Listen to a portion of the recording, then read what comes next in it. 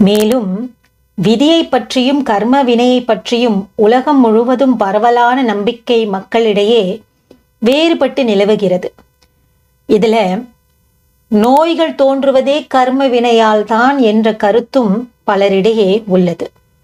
இந்த கர்ம வினையை பற்றி பேசணும்னா எத்தனை காணொளிகள் போட்டாலும் கர்மத்தின் அடிப்படை என்பது நம்முடைய செயல், நம்முடைய முடிவு, நாம் தேர்ந்தெடுப்பவைகளே என்ற இந்த பெரிய உண்மையை நாம் அறியாவிட்டால் எத்தனை பிறவிகள் எடுத்த போதும் என் கர்மமே என் நிலைக்கு காரணம் என்பது யாருக்கும் புரிய போவதில்லை. என நிறைய பேரு கர்மவினை கர்மவினை கர்மவினைன்னு பேசுறோமே தவிர அந்த கர்மவினை வெளியேந்து வருதில்லை.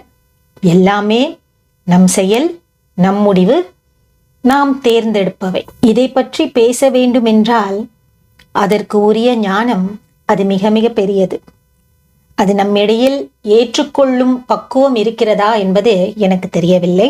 அதனால் கர்மத்தால் நோய் விளையுமா என்ற கேள்வியை உங்களிடமே விட்டுவிட்டு ஒரு சிறிய குறிப்பை உங்களுக்கு சொல்கிறேன். நம்முடைய மகா பெரிய குருவான சித்தர் அகத்தீசர், அகத்தியர் கர்மகாண்டம் 300 என்ற ஒரு சிறப்பு வாய்ந்த நூல் உண்டு.